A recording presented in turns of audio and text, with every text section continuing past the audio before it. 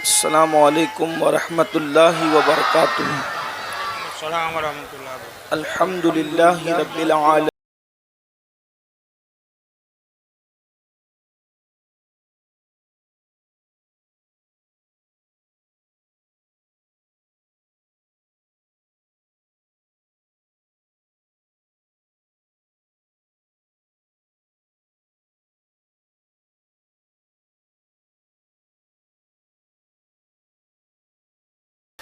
इन्नल्लज़ीना क़ालू रब्बुनल्लाह सुम्मा इस्तक़ामू ततनज़्ज़लु अलैहिमुल मलाइका अल्ला तख़ाफ़ू वला तहज़नू वअबशिरू बिल जन्नतिल।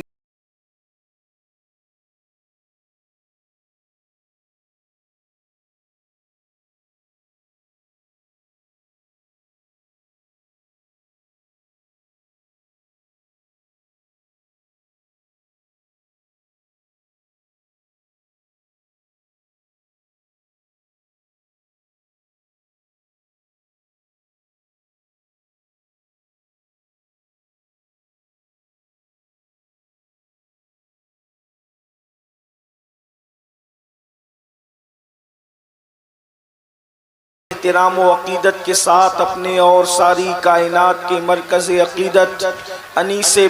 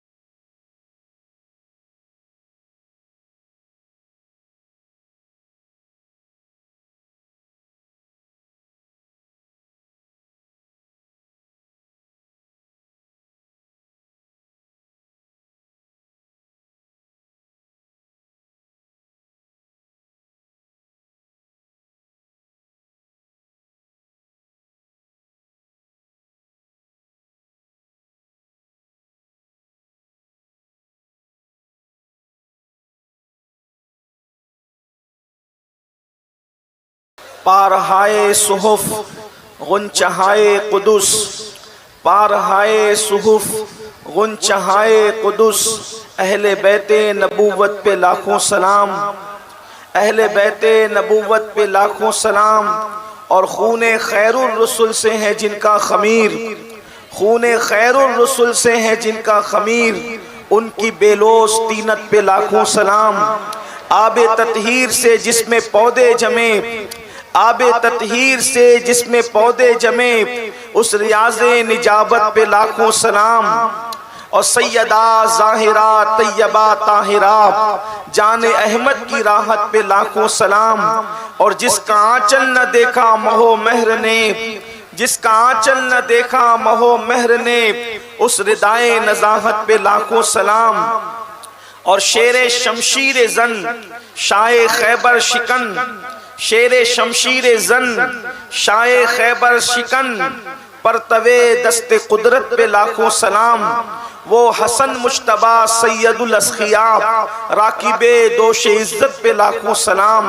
वो शहीदे बला शाहे गुलगू कबाब बेकसो दश्ते गुर्बत पे लाखों सलाम। अल्हम्दुलिल्लाह, आज की ये बड़ी खूबसूरत सी महफिल आप रोज़ाना 10 दिन तक जो अहले बैत अतहार के हवाले से हज़रत मिसबाही साहब किबला से उनके खिताबात को समात फरमा रहे थे, आज हम सब हाजिर हैं और मुझे हुक्म दिया गया है कि करबला तक की गुफ्तगू आपने समात कर ली है। बादे करबला के कौन से वाक़यात रूनुमा हुए हैं उस पर कुछ मारूज़ात पेश किए जाएं। थोड़ी देर आपकी खिदमत की सआदत हासिल की जाती है। मैं मिसबाई साहब की बिला की तरह आपकी खिदमत तो न कर सकूंगा, लेकिन बहुत मुख्तसर में और टूटे फूटे अंदाज में कुछ अपने आकाओं की बारगाह में खिराज अकीदत इस उम्मीद पर पेश करेंगे कि अल्लाह पाक मेरे और आपके लिए निजात का सामान करे। अहलुल बैत की तारीफ करना क्या चीज़ है। सआदतुल कौनैन में इमाम यूसुफ नबहानी रहमतुल्लाहि ताला अलैह, आपकी बड़ी शोरे आफाक किताब है, दुरूद शरीफ की बरक़ात पर सआदतुल कौनैन। इमाम यूसुफ नबहानी वो शख्स है कि आला हजरत इमाम अहमद रजा की का जो मर्तबा और मकाम हिंदुस्तान और बर्रे सगीर में है, वही मकाम इमाम यूसुफ नबहानी का आलम अरब के अंदर है। अहले अरब आपको 14वीं सदी का मुजद्दिद करार देते हैं। इमाम यूसुफ नबहानी इतनी बड़ी हस्ती है कि 70 मरतबा से ज्यादा आपकी अहलिया ने रसूलुल्लाह की ज़ियारत की है। जिसकी बीवी की ये शान हो, उसके शौहर की शान का आलम क्या होगा। यही इमाम यूसुफ नबहानी है, जब बारगाह रिसालत में जाते थे तो कभी सुनहरी जालियों के सामने खड़े नहीं हुए, बल्कि हमेशा चौखट पे खड़े रहते थे। लोगों ने पूछा, सरकार आप इतने बड़े आलिम हैं, इतने बड़े मुत्तकी परहेजगार इंसान हैं, आप चौखट पे क्यों खड़े होते हैं, मवाजे पर क्यों नहीं आते। तो इरशाद फरमाते हैं, कुत्तों का काम दरवाजों पर होता है, घर में घुसने की औकात नहीं होती। ऐसी शख्सियत इमाम यूसुफ नबहानी। अब वो अपनी किताब सआदतुल कौनैन में लिख रहे हैं कि अहलुल बैत की फजीलत बयान करने की शान क्या है। एक शायर था, उस शायर ने एक ही शेर सिर्फ अहले बैत की शान में लिखा, अहले बैत की फजीलत में लिखा, और लिखने के बाद वो शख्स सो गया। सोता है तो क्या देखता है, ख्वाब के अंदर मैदान महशर बपा है, और मैदान महशर बपा है, सबका हिसाब हो रहा है। इन जनाब शायर साहब का भी हिसाब हुआ अल्लाह की तरफ से। जो है वो जब हिसाब होता है तो फिर खुदा का मुनादी ऐलान करता है, इस शायर के आमाल अच्छे नहीं है, इसलिए इसको जहन्नम में मुंह के बल घसीटते ले जाओ। जैसे ही अजाब के फरिश्तों ने उसको जहन्नम की तरफ ले जाना चाहा, तो अल्लाह रब्बुल इज्जत की निगाहे करम उसकी तरफ मुतवज्जे हुई, और अल्लाह पाक ने इरशाद फरमाया, इसे मुंह के बल घसीटते हुए जहन्नम में ले जाते हो, जबकि इसने एक शेर मेरे महबूब की अहले बैत की शान में लिखा है। जिसने 2 मिसरे महबूब की शान में लिखा, महबूब की अहले बैत की शान में लिखा, वो जहन्नम में कैसे जा सकता है। इसके 2 मिसरों की वजह से हम इसे जन्नत का मुसाफिर बनाते हैं। इसके आमाल नहीं देखे जाएंगे, इसने मेरे महबूब की अहले बैत की तारीफ की है, उसके सदके इसके सारे गुनाहों को माफ किया जाता है और इसे जन्नत के रास्ते का मुसाफिर बनाया जाता है। जब आँख खुली, ख्वाब का असर था, उसके बाद अल्लाह की बारगाह में अहद किया, आज से मैंने अपना कलम नबी की औलाद की तारीफ के लिए वक्फ कर दिया है। जब भी लिखूंगा तो नबी की औलाद की तारीफ ही लिखूंगा। अंदाजा करें, जब 2 मिसरों में ये हाल है तो जो सारी जिंदगी नबी और आले नबी की मोहब्बत में गुजार दे। अल्लाह अकबर। यहाँ पर अहले इल्म भी मौजूद है। एक बात और याद आई, इमाम यूसुफ नबहानी ही ने लिखा है। असल में ये होता है, अल्लाह अकबर, बादशाह लोग जो होते हैं उनके मुकम्मल किरदार की आप तायीद नहीं कर सकते। बादशाह कितना भी नेक हो, वो अच्छा काम भी करता है, बुरा काम भी करता है। इसी तरह से एक बादशाह गुजरा है जिसका नाम तैमूर लंग है। तैमूर लंग का नाम कोई नहीं जानता, इमाम यूसुफ नबहानी ने इसको लिखा है। अल्लाह अकबर। तैमूर लंग बादशाह लोग होते हैं, इसलिए कि बादशाहों को सबको लेकर के चलना पड़ता है, तो अच्छे भी काम करते हैं, बुरे भी काम करते हैं।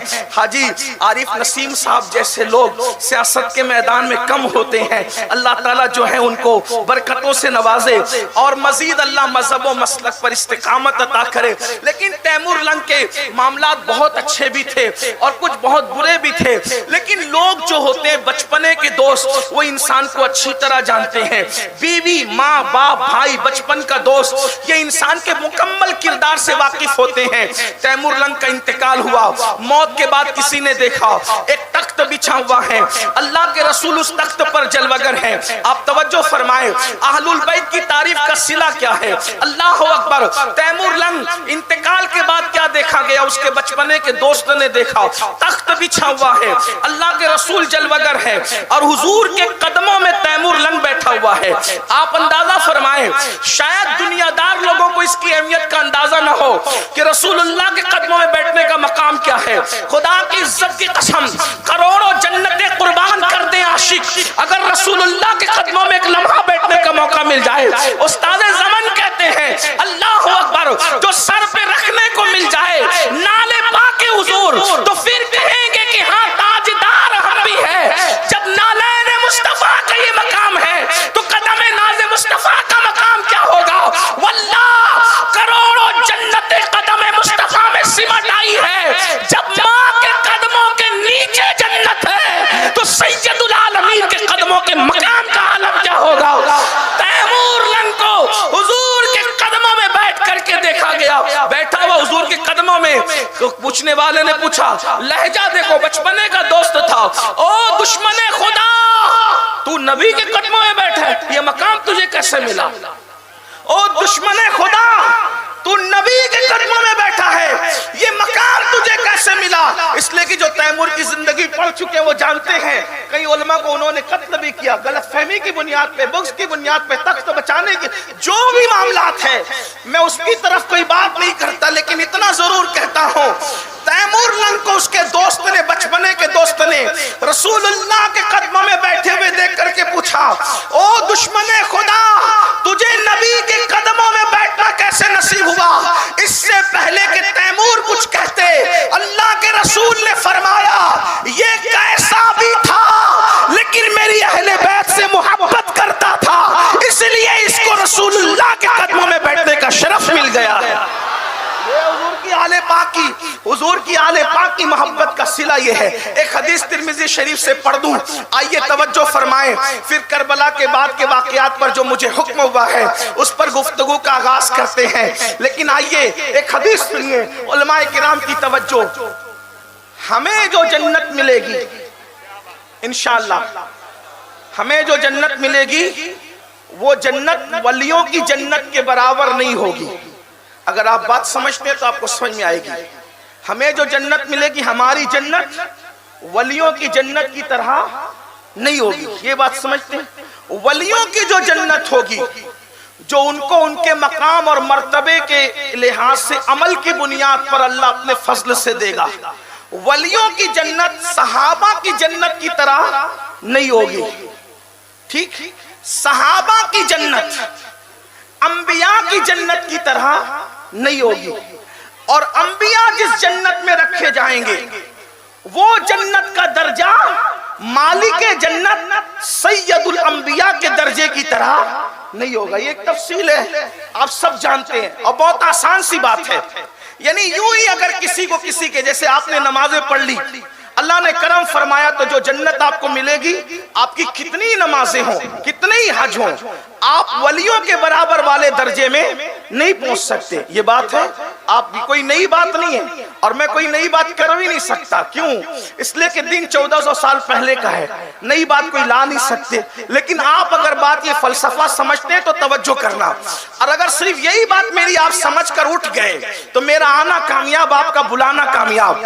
आपके अमल पर कुदरत ने करम किया और अल्लाह ने जो जन्नत दी वो वलियों की जन्नत की तरह नहीं होगी। गौस पाक की जन्नत का दर्जा जुदा होगा और नमाजियों की दर्जा जन्नत का दर्जा जुदा होगा। साबिर कलियर की जन्नत का दर्जा जुदा होगा और नमाजियों की जन्नत का दर्जा जुदा होगा।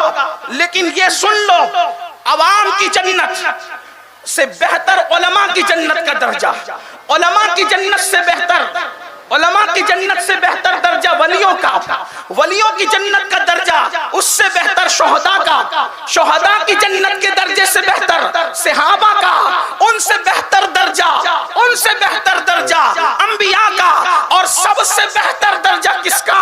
सैयदुल अंबिया का। बल्कि एक बात और समझाऊं आसानी के साथ, इमाम अहले सुन्नत को अगर आप पढ़ते लिखते तो आपको समझ में आएगा।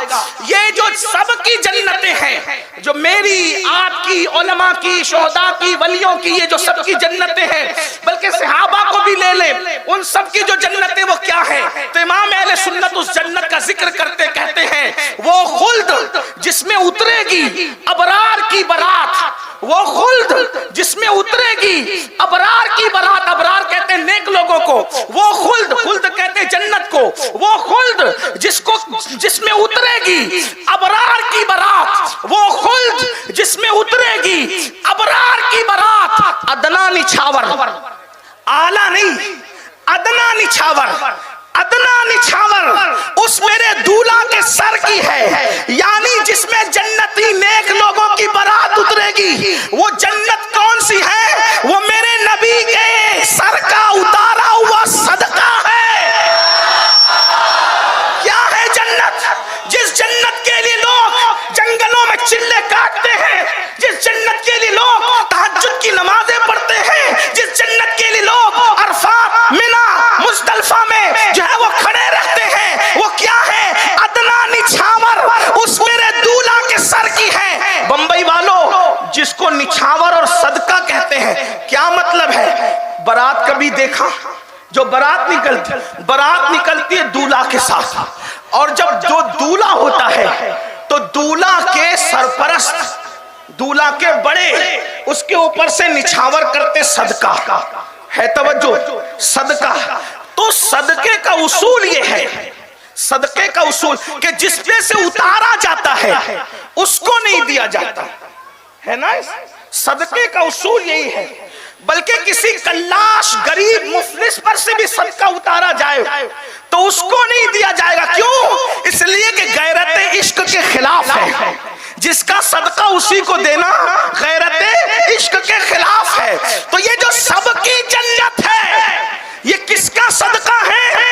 अदना निछावर उस मेरे दूल्हा के सर की है। यानी ये सब जन्नतें जो हैं मेरे नबी के सर का उतारा है। तो जिसका उतारा होता है उसको नहीं दिया जाता। तो मानना पड़ेगा जब ये जन्नतें नबी का सदका है तो ये सदका नबी को नहीं दिया जाएगा। नबी की जो जन्नत होगी ये इस जन्नत के अलावा होगी। नबी की जो जन्नत होगी ये उस जन्नत के अलावा होगी। अब उस जन्नत में न हाजी जा सकेगा, न नमाजी जा सकेगा, न शहीद जा सकेगा, न मुजाहिद जा सकेगा। अगर नमाज की बुनियाद पे कोई नबी की जन्नत में जाना चाहे एंट्री नहीं होगी। रोजे की बुनियाद पे नबी की जन्नत में जाना चाहे दाखिला ममनू होगा। क्यों? इसलिए कि जिसकी औकात और हैसियत नहीं उस दर्जे में जाने की वो जा नहीं सकता। नमाज पढ़ के तुम्हें अपने दर्जे की मिलेगी, उलमा के दर्जे की नहीं मिलेगी। तो नबी तो दूर की बात है, सैयदुल अंबिया तो दूर की बात है। लेकिन बंबई के मुसलमानों सुन लो, अल्लाह अकबर, बहुत बड़ी बात कह रहा हूँ मगर हदीस की रोशनी में कह रहा हूँ। वल्लाह अपने अमल की बुनियाद पर आप उलमा, औलिया और सहाबा की जन्नत में नहीं जा सकते। लेकिन रसूलुल्लाह ने एक अमल ऐसा बता दिया है कि नबी के साथ जन्नत में रहना मिलेगा, नबी के दर्जे में जन्नत में रहना मिलेगा। वो अमल क्या है? तिरमिज़ी शरीफ की हदीस है। आका फरमाते हैं जो मुझसे और मेरी अहले बैत से सच्चे दिल से मोहब्बत करेगा तो जन्नत के जिस दर्जे में मैं मोहम्मद रहूंगा उसी दर्जे में अहले बैत से मोहब्बत करने वाले।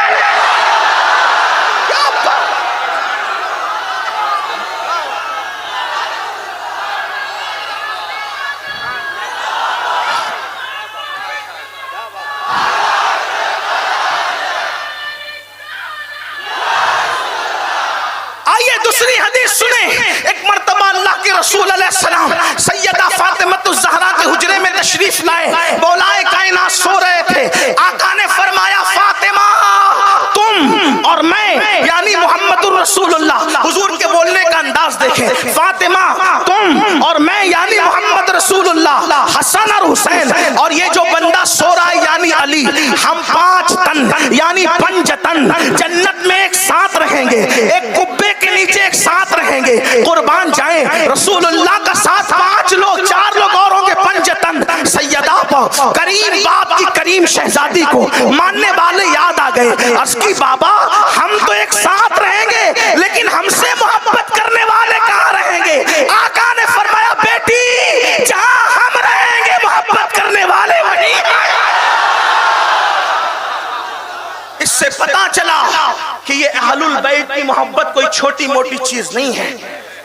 लेकिन एक बात कहूं आपसे, बात उसी तरफ ले जाऊंगा, लेकिन एक बात, अब हम सब कहते हैं हम मोहब्बत करते हैं, लेकिन मोहब्बत का नाम हमने कड़े पहनना रख लिया, डोरे पहनना रख लिया, कपड़ों का कलर मोहब्बत के नाम से मंसूब हो गया। मेरे भाई अगर कपड़ों का कलर किसी को मुहिब्बे अहले बैत बनाता तो फिर कपड़ों की दुकान सबसे बड़ी मुहिब्बे अहले बैत होती। अगर कड़े किसी को मुहिब्बे अहले बैत बनाते तो फिर कड़ों की दुकान सबसे बड़ी मुहिब्बे अहले बैत होती। कड़े, डोरे, कपड़े या फिर कोई मखसूस रस्में। और अगर हमारे बुजुर्ग लोग बुरा ना माने तो ये भी कह दूं, चंद दरम शरबत भी किसी को मुकम्मल मुहिब्बे अहले बैत नहीं बना सकते। चंद खिचड़े की देगे भी किसी को मुहिब्बे अहले बैत नहीं बना। ये निशानी है, इसका इनकार नहीं। ये तो हमारे बाप दादा करते आ रहे हैं, करते हैं, करते रहेंगे। लेकिन इतना जरूर कहता हूं, ये चीजें जो शरबत है, नियाज है, नजर है, 10-10, 12-12 दिन की महफिलें, अगर इसी से कोई मुहिब्बे अहले बैत बनता तो फिर आपसे पूछता हूं कि अली अकबर की जवानी क्यों लुटती? अली अकबर की जवानी क्यों लुटती? आप गौर करें, आपके घर में भी बेटे होंगे, आपके घर में भी बेटे होंगे। मुस्तफा जान रहमत की नानैन के सदके मेरे घर में भी है। अल्लाह आपके बच्चों को भी सलामत रखे, हमारे बच्चों को भी सलामत रखे। लेकिन बच्चे तेज से बाइक भगा दे तो बाप का ऑफिस में दिल नहीं लगता। वो तेज से बाइक भगा करके गया, पता नहीं उसका क्या हाल होगा। दिल धड़कता है। जैसे जैसे बच्चे जवान होते जाते हैं वैसे वैसे माँ बाप की उम्मीदें और वाबस्ता होती जाती है। शादी का दूल्हा तो हर बाप बनाता है, लेकिन इमाम हुसैन उस बाप का नाम है जिसने अल्लाह के दीन के लिए अपने बेटे को शादी का नहीं बल्कि शहादत का दूल्हा बनाया है। अब आपसे पूछता हूं, अगर करबला को रस्म के तौर पर समझते हो तो फिर आप में और रवाफिज में क्या फर्क है? लेकिन अगर आप वाकई सवाद आजम के मानने वाले हो तो हमारे नजदीक करबला रस्म नहीं बल्कि हकीकत है। करबला इश्क की इम्तिहा का नाम है, करबला इश्क की इम्तिहा का नाम है, करबला वफा की आबरू का नाम है, करबला हकीकतों के मेयार का नाम है, करबला वफाओं को की तजदीद का नाम है, करबला अल्लाहु अकबर दीन के तहफ्फुज़ का नाम है, करबला शरीयत की हिफाजत का नाम है, करबला अल्लाह और रसूल से वफा के इजहार का नाम है। करबला ये बता रहा है एक तरफ दीन है। अब सुनो, अगर करबला सुनने आए हो तो सुन लो, एक तरफ दीन है और दूसरी तरफ खूबसूरत बेटा। कैसा खूबसूरत बेटा? मैं चैलेंज करने का आदी नहीं, क्योंकि मैं कोई मुहक्किक और अल्लामा फहामा नहीं, एक छोटा सा तालिब इल्म हूँ। लेकिन इस मकाम पर मैं चैलेंज किए बगैर नहीं रहूंगा। मशरिक से लेके मगरिब तक, शिमाल से लेके जुनूब तक जाओ, चिराग लेकर नहीं बल्कि सूरज लेकर के ढूंढ लो हुसैन के अली अकबर जैसा बेटा आज किसी के घर में नहीं होगा। क्योंकि तुम्हारा बेटा या तो दादी के मुशाबे है या दादा के, तुम्हारा बेटा या नानी के मुशाबे या नाना के, तुम्हारा बेटा या माँ के मुशाबे या बाप के। हुसैन का शहजादा अली अकबर तो अल्लाह के महबूब मोहम्मदुर रसूलुल्लाह के हम शबी। ऐसा खूबसूरत बेटा एक तरफ, अल्लाह का दीन एक तरफ। करबला क्या है?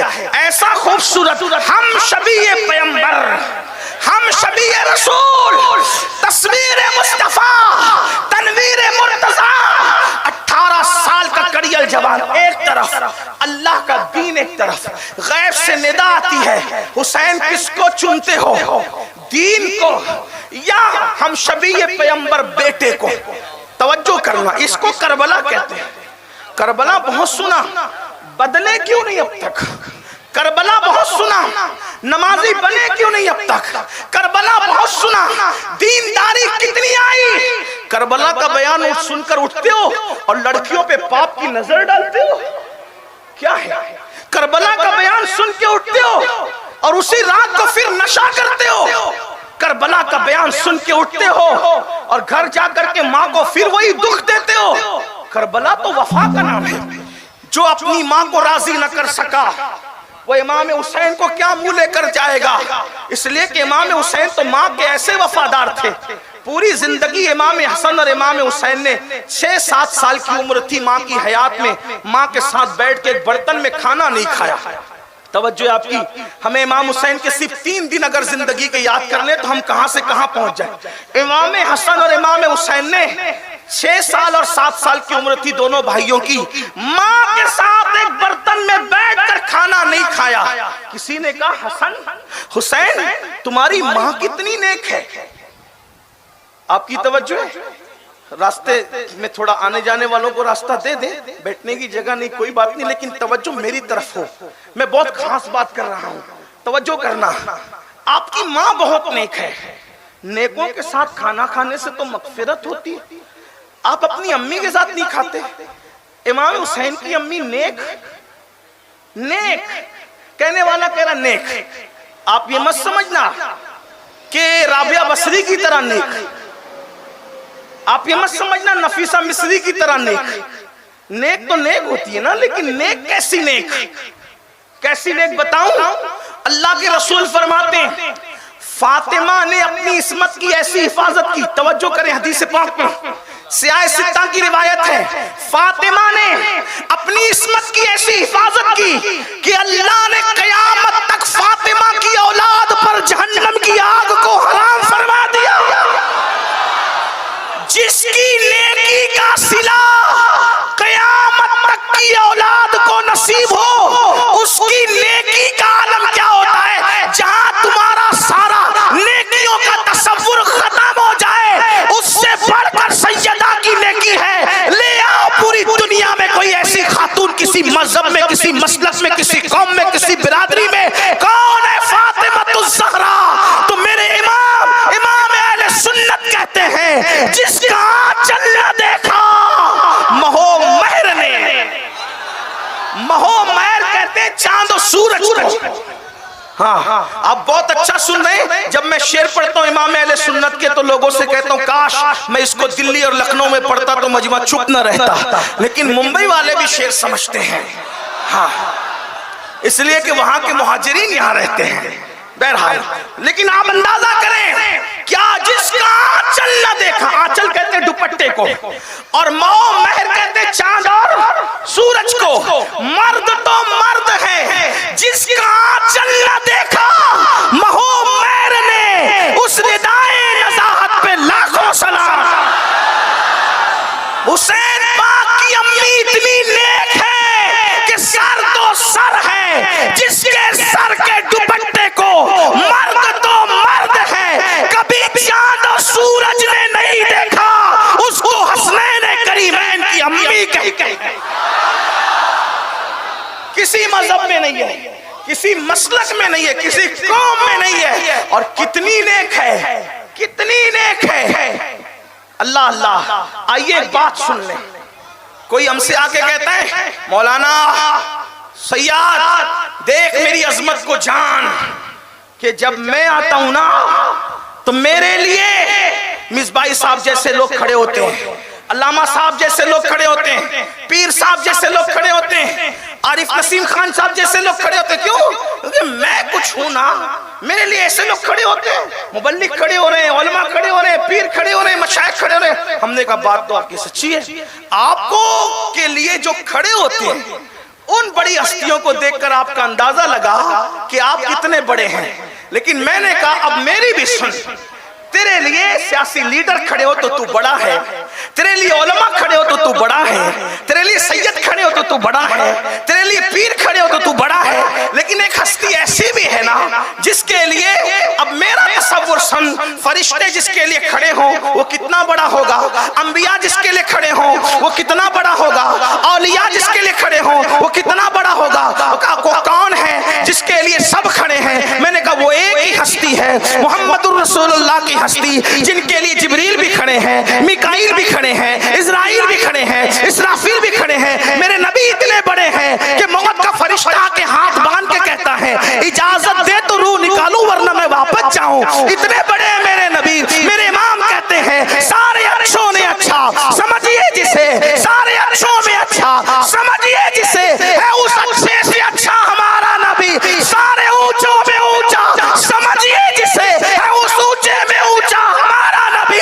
खल्क से औलिया, औलिया से रसूल और रसूलों में आला हमारा नबी। अल्लाह अकबर। ये शान है।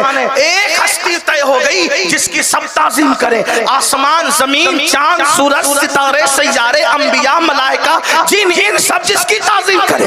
ये सब के लिए खड़े होते हैं, सब इनके लिए खड़े होते हैं जो सैयदुल अंबिया है। लेकिन उस दिन इंसान की हैरत की इंतहा न रही कि जब हसनैन की अम्मी आई, हसनैन की अम्मी आई, हसनैन की अम्मी आई, तो जिसके लिए सब खड़े होते थे वो भी उठ करके खड़े हो गए। अल्लाह अकबर। सैयदा आयशा सिद्दीका कहती है मैंने बार बार देखा, हर बार देखा, जब भी फातिमा आती थी तो मुहम्मदुर रसूलुल्लाह उठकर खड़े हो जाते थे और सिर्फ खड़े नहीं होते थे, उनकी पेशानी चूमते थे और चूम कर कहते थे फिदा की उम्मी वह भी या फातिमा, फातिमा तुझ पर मेरे माँ बाप कुर्बान हो।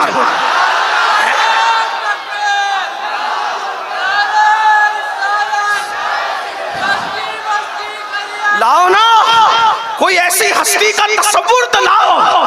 कहते फातिमा तुझ पे मेरे माँ बाप कुर्बान। इसी में बस नहीं, खड़े होना भी बहुत बड़ी बात थी। उनका खड़े होना, उनका खड़े होना, खड़े होना ही बड़ी बात। खड़े नहीं हुए, फिर पेशानी चूमी, फिर का फिदा की उम्मी वाबिया तुझ पे मेरे माँ बाप कुर्बान।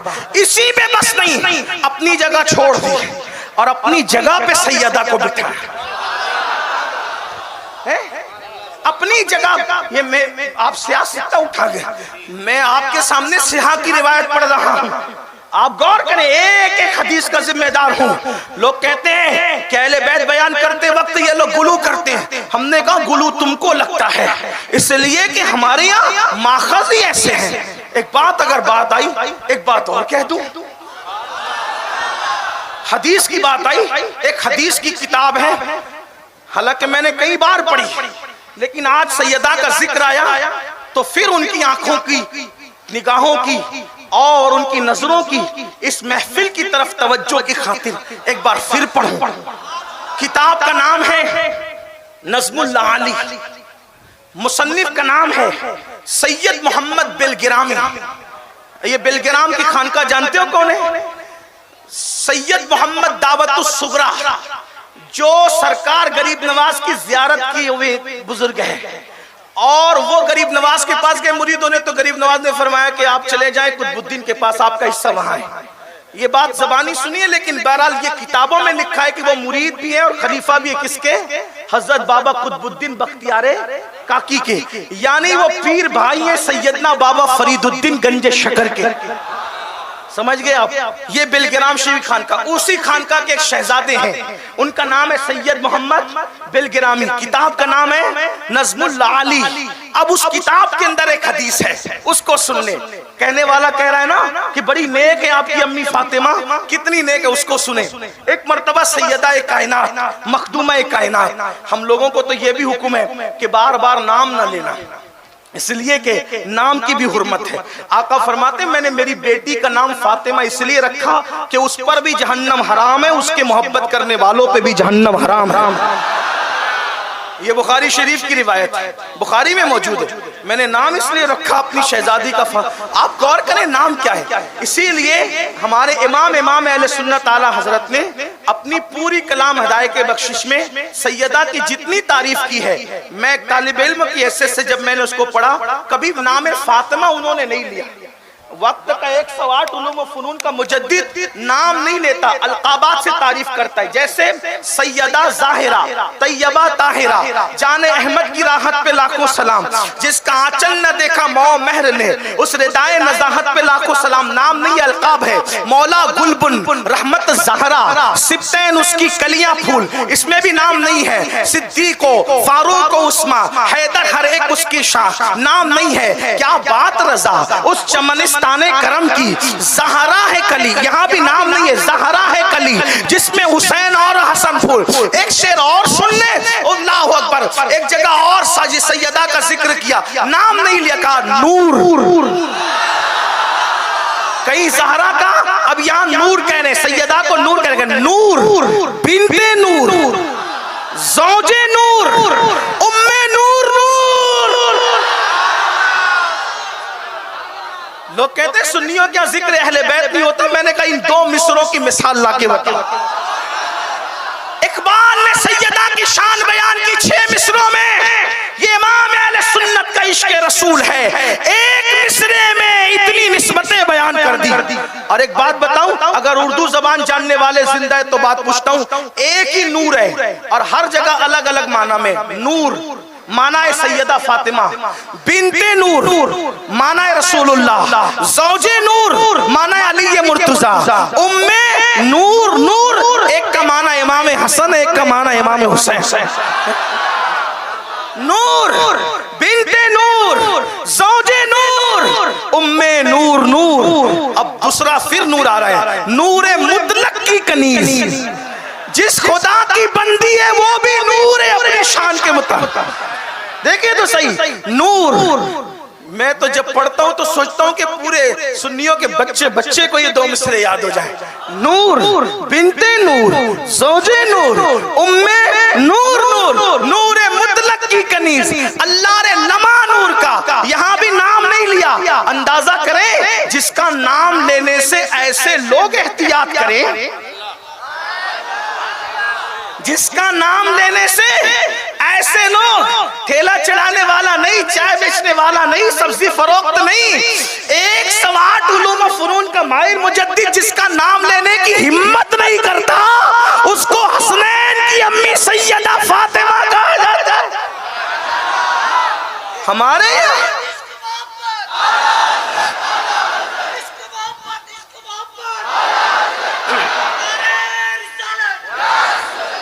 चलिए, अहलुल बैत की बात आई तो सैयद खलील की तरह मेरी आवाज नहीं है, लेकिन मैं इसको पढ़ता हूँ अपने, हमारे बुजुर्ग लोग जैसे पढ़ते थे मैं वैसे पढ़ता हूँ। आप भी साथ में शामिल हो, फिर बात आगे बढ़ती। कहते हैं नूर बिन्ते नूर, ज़ौजे नूर, उम्मे नूर।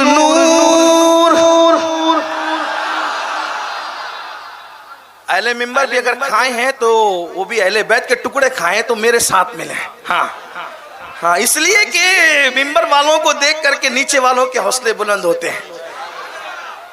और ये जिक्र अहले बैत में क्या शर्माना, अल्लाह ने तो जबान इसीलिए दी है। नूर बिन्ते नूर, ज़ौजे नूर, उम्मे नूर।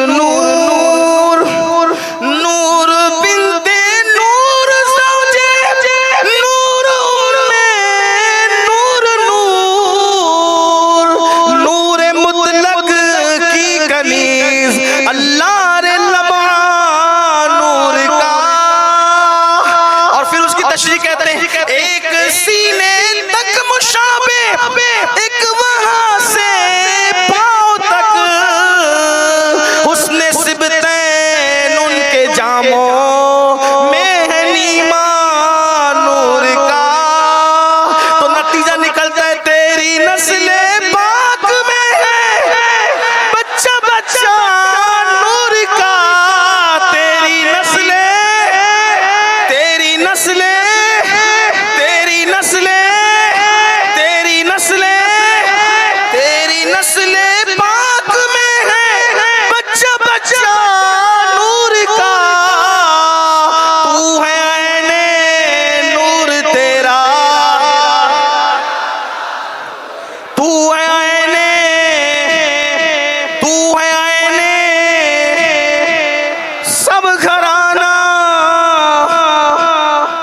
महफिल पर सैयदा पाक की तवज्जो है।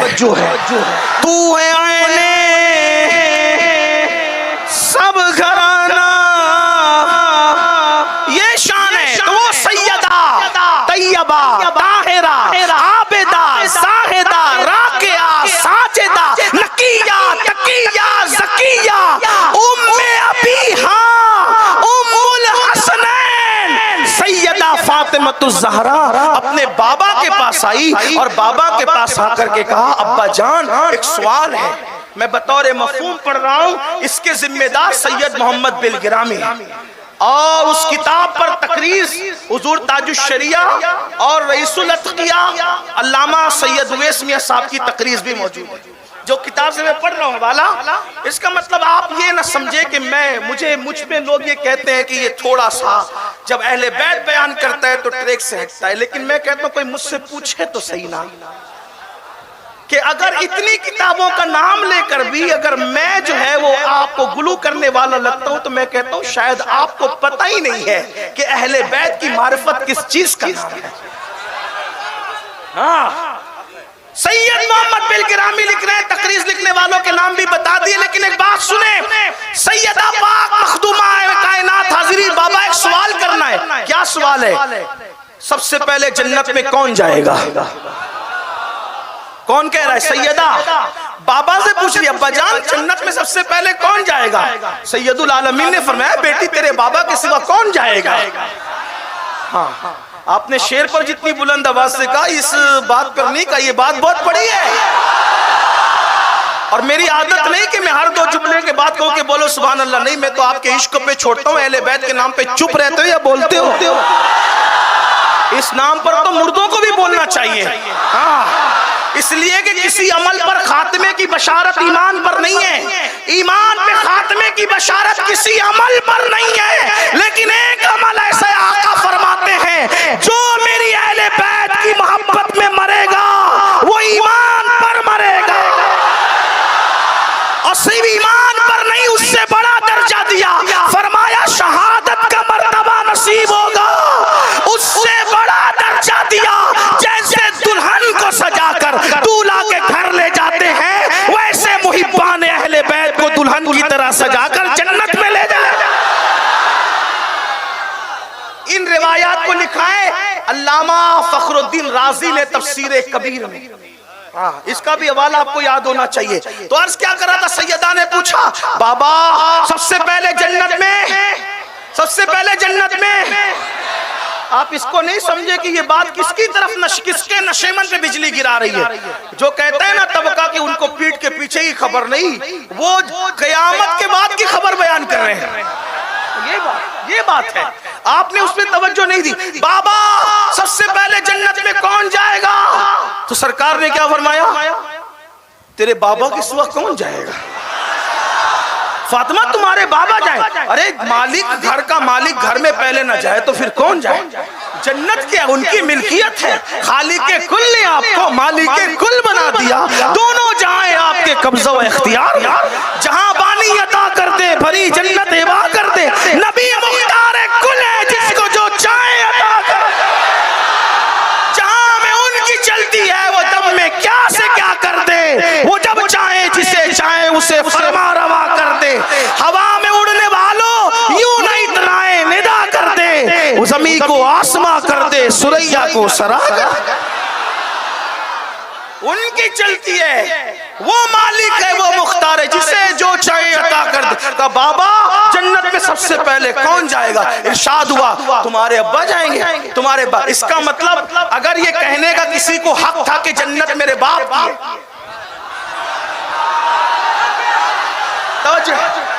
अगर ये कहने का किसी को हक है कि जन्नत मेरे बाप की है, तो वो जाती सैयदा फातिमा, उनकी बहनें और उनके भाई। लेकिन जन्नत जिसके बाप की थी और है, उसकी कभी एक वक्त की नमाज भी नहीं छूटी। और जिनको जन्नत की खुशबू भी नहीं मिली, वो जुमा भी 2 रकात पढ़ के ऐसे भागते हैं जैसे स्कूल से छुट्टी होने के बाद स्कूल के बच्चे भागते हैं। हंसने की बात नहीं है, आप बताएं, जिसके बाप की जन्नत है उसकी जो उसकी एक रिकत भी कभी नहीं छूटी। रिकत तो रिकत, फर्ज तो फर्ज, नफिल का हाल ये है। अगर बहनें पीछे बैठी है तो उनसे कहता हूं, अगर आपका शोहर बड़ी से बड़ी कंपनी का मालिक है तो आपको इस घमंड में नहीं रहना चाहिए कि जन्नत मिलेगी। कंपनियों के मालिक होने से जन्नत नहीं मिलती। अगर दौलत और माल की बुनियाद पे जन्नत मिलती तो नमरूद की बीवी को जन्नत मिल सकती थी, लेकिन अंजाम क्या है? तो दौलत पर नहीं उतराओ, दौलत पे घमंड न करो। अगर आप बेपर्दा वलीमे में जाकर के अपने जेवर पर किसी गरीब औरत का मजाक उड़ा रही अपनी दौलत की बुनियाद पर, तो आपको अपनी आखिरत मद्देनजर रखना चाहिए। अगर आप ब्यूटी पार्लर में जाकर के इतने पैसे खर्च कर रहे हैं जितना एक गरीब के घर का राशन भरा जा सकता है, तो आपको सोचना चाहिए आज ब्यूटी पार्लर में तूने अपनी चमड़ी को खूबसूरत बनाया, लेकिन ब्यूटी पार्लर में चमड़ी को खूबसूरत बनाने वाली मेरी बहन इसी चमड़ी को कब्र के अंदर कब्र के कीड़े खाएंगे। ना शौहर बचाने वाला होगा, ना बेटा बचाने वाला होगा, ना माँ। याद रखना, ब्यूटी पार्लरों से चमड़ियां नहीं बचती। अगर चमड़ियां बचती है तो वुजू की बरकत से बचती है। नूरानियत खूबसूरती के आइटम से नहीं होती, नूरानियत तो सजदों की बरकत से हुआ करती है। एक बात अपनी बहनों को बता दूं, हालांकि मेरा उन्वान वो नहीं, मुझे जो उन्वान दिया गया था मैं उस तक अभी नहीं पहुंचा, उसके लिए मैं मुंतज़मीन से माजरत चाहता हूं। बातें निकलती गई, मैं बात लेकिन समेट रहा हूं। लेकिन तवज्जो चाहता हूं बहनों से, मेरी माओ मेरी बहनों जरा तवज्जो करो। जो औरतें इसी हिंदुस्तान में, हमने तारीख पढ़ा है, हमने इसी हिंदुस्तान की तारीख पढ़ा। इस हिंदुस्तान में कुछ ऐसी औरतें थी जिनको नहलाया जाता था तो रोजाना नया हौज बनाया जाता था, जिसको हल्दी और चंदन से और दूध में गुसल दिया जाता था। जब वो औरतें किसी फंक्शन में जाती थी तो बालों बाल मोती पिरोए जाते थे। जाकर के मुगलों की औरतों का किस्सा पढ़ो, जाकर के आप जो है वो पढ़ो गौरियों की औरतों के किस्से, आपको समझ में आएगा। जिनको बालों बाल मोती पिरोए जाते थे, जिनको हल्दी चंदन और दूध से नहलाया जाता था, जिनके लिए हर रोज नए हौज बनाए जाते थे, कहां है वो औरतें? ना नाम है ना निशान है, हत्ता के कब्रों का निशान भी मिट गया। लेकिन वो सैयदा जिसके घर में 2-2 महीने तक चूल्हा नहीं जलता था, जुमा का खतीब उस वक्त तक खुतबा मुकम्मल नहीं करता जब तक सैयदा फातिमा का नाम नहीं ले। क्या समझ में? माल अहम नहीं है, अल्लाह की रजा अहम है। इबादतें में एक रात में एक सजदा करती और पूरी रात सजदे में गुजार दे। तो बात समेटते हुए अर्ज कर रहा हूं कि हमें भी दीन की तरफ आना चाहिए। सैयदा ने पूछा, बाबा सबसे पहले जन्नत में कौन जाएगा? आका ने कहा, तुम्हारे बाबा। फिर फौरन दूसरा सवाल, औरतों में कौन जाएगा बाबा औरतों में कौन जाएगा? फरमाया, बेटी वो मरियम की जो बेटी है ना, वो इमरान की जो बेटी है ना, इमरान की बेटी मरियम। औरतों में सबसे पहले जन्नत में कौन जाएगा? इमरान की बेटी मरियम जन्नत में जाएगी, जो हजरत ईसा अलैहिस्सलाम की अम्मी है। सैयदा के चेहरे पर कुछ आसार आए। आका अलैहिस्सलाम शहजादी के चेहरे पे आसार नहीं देख सकते, बल्कि क्या फरमाया? फातिमा को राजी करने से अल्लाह राजी होता है। ये भी सियाह सित्ता की रिवायत, सिहा में फातिमा तो ज़हरा को राजी करने से अल्लाह राजी, और फातिमा को नाराज करने से अल्लाह नाराज होता है। मौला हुसैन की महफिल में इतनी देर से खड़े हो, इतनी देर से बैठे हो, सैयदा राजी ना हो रही होगी? सैयदा पाक की तवज्जो ना हो रही होगी? सोचो तो सही। और वो राजी हो जाएं, हुजूर फरमा रहे कि अल्लाह राजी हो जाए। कितना आसान तरीका है। सैयदा के चेहरे पे रंग आया, असर आया। इमरान की बेटी मरियम का नाम सुन के सरकार ने, वह शहजादी तेरे चेहरे पे आसार कैसे? का बाबा हमने तो औरतों का नाम इसलिए ले लिया था, आपने जब कहा कि जन्नत में सबसे पहले बाबा जाएंगे मैं जाऊंगा, तो हमने औरतों का नाम इसलिए लिया कि औरतों में कौन जाएगा। तो मैंने समझा कि आप मेरा नाम लेंगे। आपने मेरा नाम नहीं लिया, मरियम का नाम लिया आपने। लेकिन वो और जगह है जहां बीमारियां देख के नुस्खे बदलते हैं, जहां मिंबर देख के बातें बदलती है, जहां स्टेज देख करके जुमले बदलते हैं, उन्वान बदलता है। बल्कि अब तो हालात ये है कि कमेटियां देख करके बातें की जाती है। लेकिन ये नबी की ज़बान माऊहा है, जहां कभी बात नहीं बदलती, एक बार निकल गई सो निकल गई। शहजादी को कहा, फातिमा तुम ये सोचती हो अल्लाहु अकबर कि मरियम पहले जा रही है। शहजादी जो कह दिया होगा वही, लेकिन उसका तरीका ये होगा कि जिस सवारी पर बैठकर फातिमा जन्नत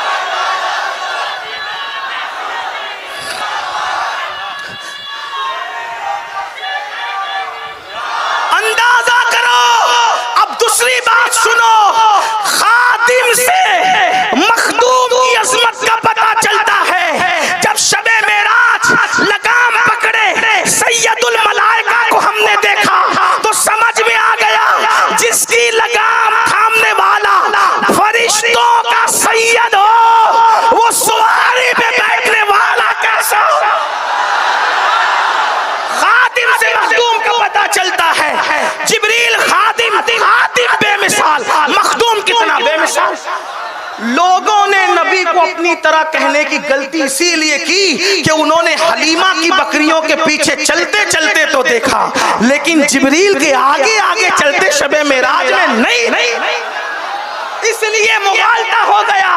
वरना देखो जिसका खादिम जिब्रील हो वो मखदूम कैसा होगा। खादिम से मखदूम का पता चलता है। जिब्रील को देखकर सैयदुल अंबिया की अजमत का अंदाजा हुआ। अली को देखा तो जिसकी लगाम हसन पकड़े हुए है तो पता चला लगाम थामने वाला ऐसा है तो सवारी पर बैठने वाला कैसा। इमाम हसन को देखा लगाम इमाम हुसैन के हाथ में है तो सोचा जिसकी सवारी की लगाम हुसैन शहीद करबला के हाथ में हो वो हसन मुजतबा कैसा। अंदाजा कर ले, जरा अंदाजा कर ले। लेकिन आइए आका फरमा रहे फातिमा जिस सवारी पर तुम बैठी होगी उसकी नकेल मरियम के हाथ में होगी। और मरियम कौन है? कौन मरियम? जिसके लिए कुरान की 3-3 सूरतें नाजिल हुई है वो मरियम, जिसके हुजरे में कोई मर्द इजाजत के बगैर तो क्या बगैर इजाजत या इजाजत लेकर भी कभी दाखिल नहीं हुआ सिवाय एक मर्द हजरत ज़करिया अलैहिस्सलाम के कोई मर्द नहीं गया। जिसके हुजरे में बिन मौसम के फल आए, जिसके मुसल्ले पर बैठकर या खड़े होकर अल्लाह का पैगंबर बेटा मांगे वो मरियम। कौन मरियम? बतूल मरियम। कौन मरियम? कंवारी मरियम। कौन मरियम? जिसके पास दम करने के लिए जिब्रील अमीन सैयदुल मलाइका है। कौन मरियम? जिसको अल्लाह के रसूल फरमाए कि मरियम सरदार औरतों में से एक औरत है, सरदार है, सरदार। ऐसी सरदार जिसकी नकेल पकड़ के जन्नत में जाए। जब मखदूमा की शान का ये जब खादिमा की शान का ये आलम है तो मखदूमा सैयदा फातिमा की शान का आलम। बात दूर निकल गई। अर्ज क्या कर रहा था? किसी ने कहा हुसैन और हसन तुम्हारी अम्मी तो बड़ी नेक थी, नेकों के साथ खाना खाने से मगफिरत होती है। यही बात चल रही थी, यही बात चल रही थी। तो कहा अम्मी तो बड़ी आपकी नेक है, आप कभी इनके साथ बैठ के क्यों नहीं खाए? तो इमाम हसन और हुसैन ने कहा अम्मी के साथ एक बर्तन में इसलिए नहीं खाया, इसलिए नहीं कि अम्मी की नजर किसी लुकमे पर पड़े और उसी लुकमे पे हमारी नजर पड़े और हमें इत्तला ना हो कि ये लुकमा अम्मी उठाना चाहती है और हम उस लुकमे को बगैर इत्तला के उठा के खा लें तो कहीं माँ की बेअदबी ना हो जाए, कहीं माँ की। इसलिए हमने माँ के साथ एक बर्तन में कभी खाना नहीं खाया। आपसे पूछता हूँ, यूपी से, बिहार से, दिल्ली से, बंगाल से मुंबई आते हो, बड़े बड़े फ्लैट खरीदते हो, मकान खरीदते हो, दुकान खरीदते हो, बूढ़े माँ बाप उधर इंतजार करते हैं मेरे बेटे का फोन तो आए। सोचो कभी फोन किया?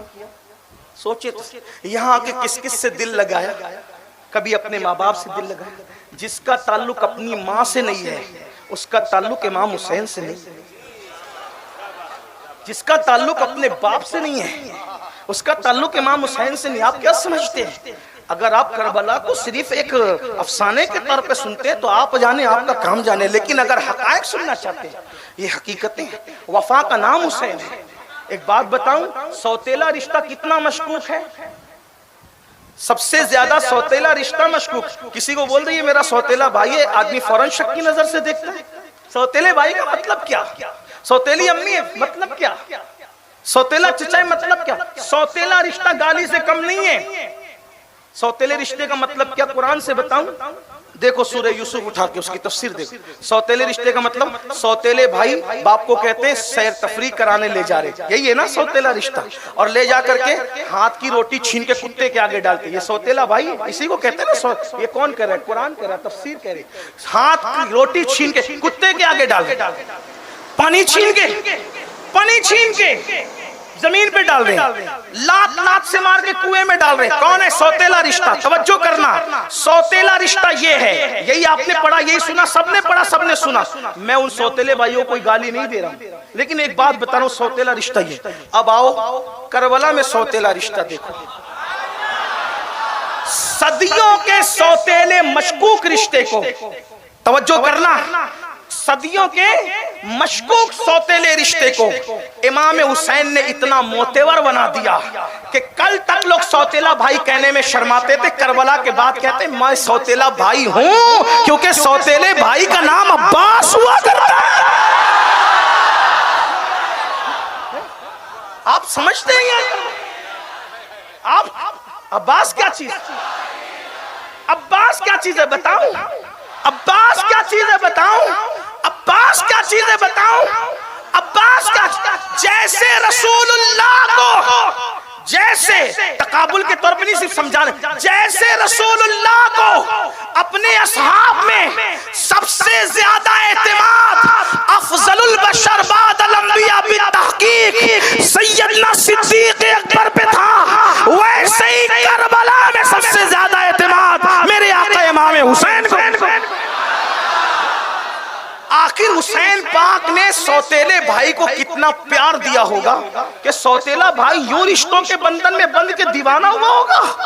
आइए अगर आप इजाजत दें, अब मैं वो अपना उन्वान छोड़ दूं करबला के बाद तो छेड़ भी नहीं सकूंगा, लेकिन अब्बास क्या है सुन ले, बात खत्म करता हूं। अब्बास, गाजी अब्बास, मौला अब्बास, पहले ये सुन लें, हजरती अब्बास को कमरे बनु हाशिम कहते हैं, यानी इतने खूबसूरत थे अब्बास, इतने खूबसूरत थे अब्बास कि मौला अली के हमशबी थे। कद भी वैसा ही मियाना कद, चौड़ा सीना, सीना बहुत चौड़ा था और बाजू मोटे मोटे भरे हुए थे, बड़ी बड़ी आंखें और दाढ़ी भी खूबसूरत। मौर्रिखीन लिखते हैं कि जब ऊंटों को चारा खिलाते थे तो ऊंट की पीठ पे हाथ रख के खड़े होते थे। बहादुरी का ये आलम था और खूबसूरती की वजह से लोग उनको कमरे बनु हाशिम यानी बनु हाशिम का चांद कहते थे। और इतने सखी थे बाप की तरह, इतने सखी थे कि लोग उनको बाबुल हवाइज कहते थे, यानी इनके दरवाजे पे जाओ तो कभी मुराद रद्द नहीं होती। और आपको एक बात अल्लाह की कसम खा करके बताऊं, दरवाजे पे जाना तो दूर की बात, आप कहीं बैठ के उनका नाम लेकर के दुआ करें, मुराद पूरी ना हो तो फिर कहें।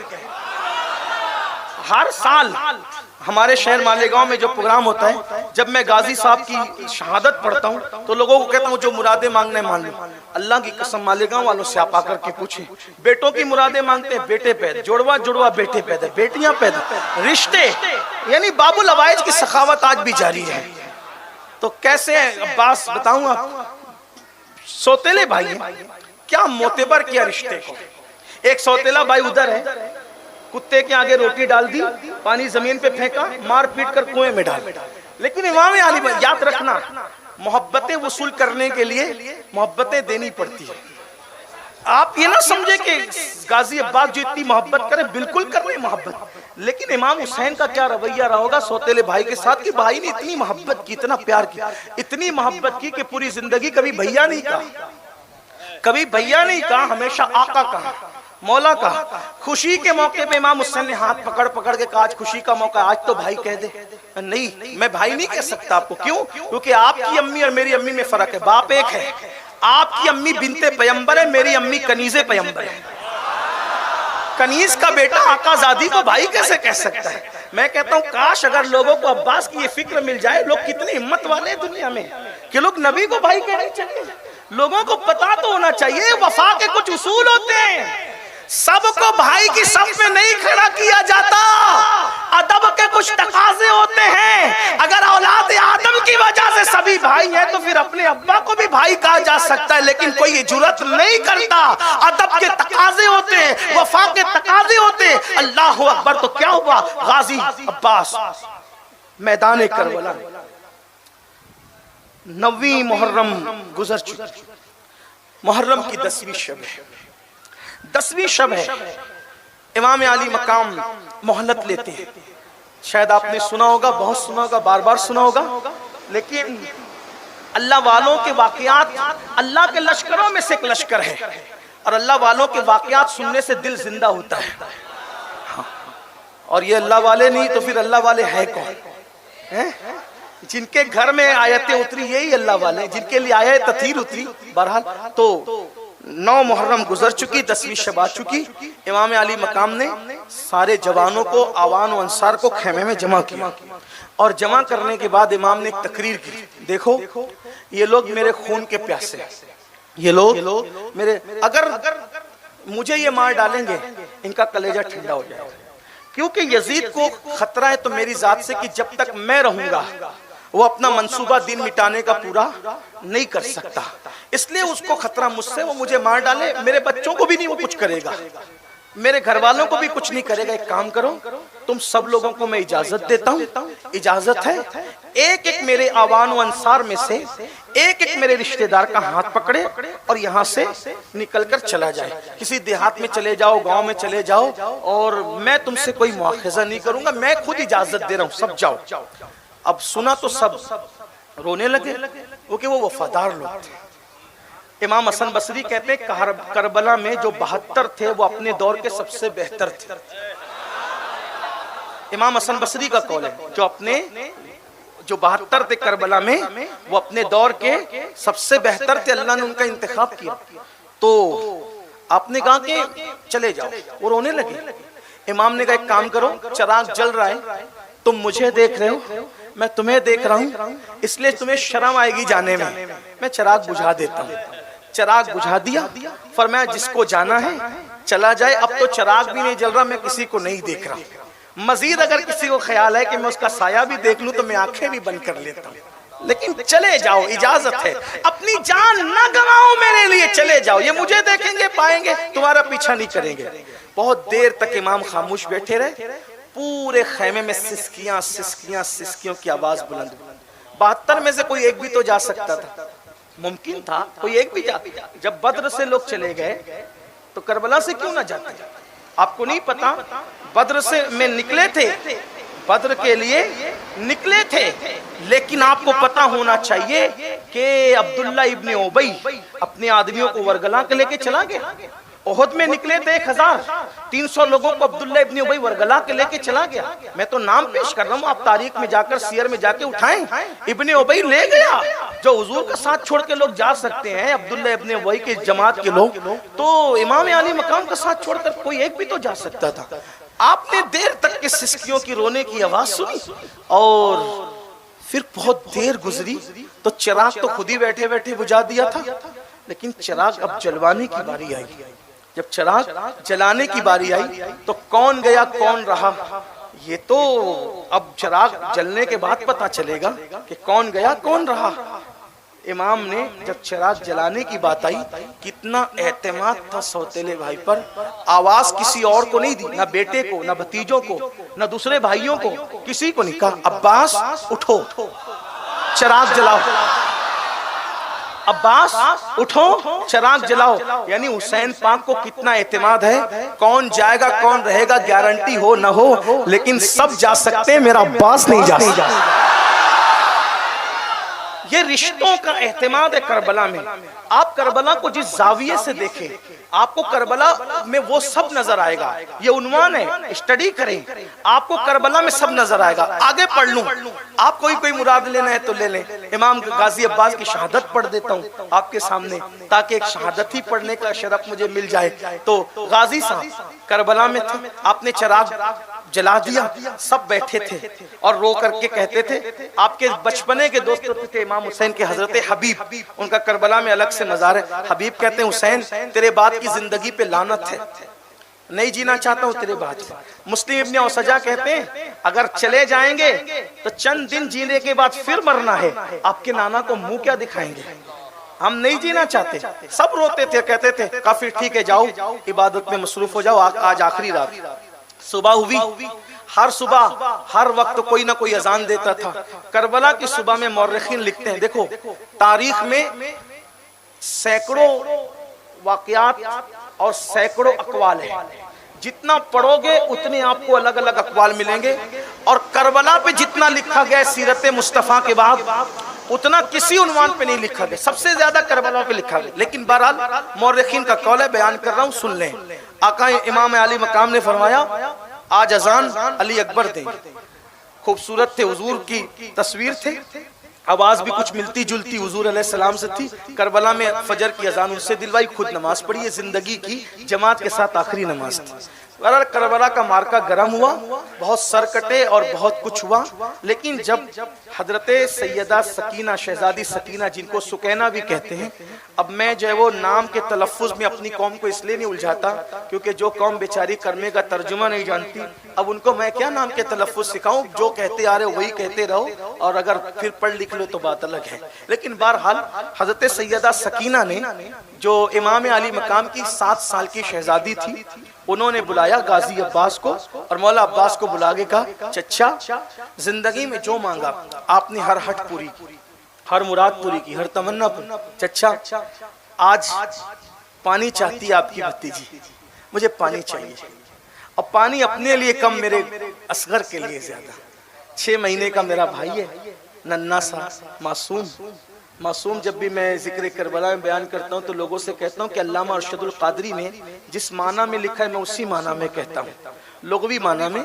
और जिस माना में रवाफिस कहते हैं उस माना में ना कहते हैं, ना मानते हैं, ना हमारा वो अकीदा है। ठीक, फरिश्ते और अंबिया के सिवा हम किसी को मासूम नहीं मानते, लेकिन लुग़वी तौर पर बेगुनाह के माना।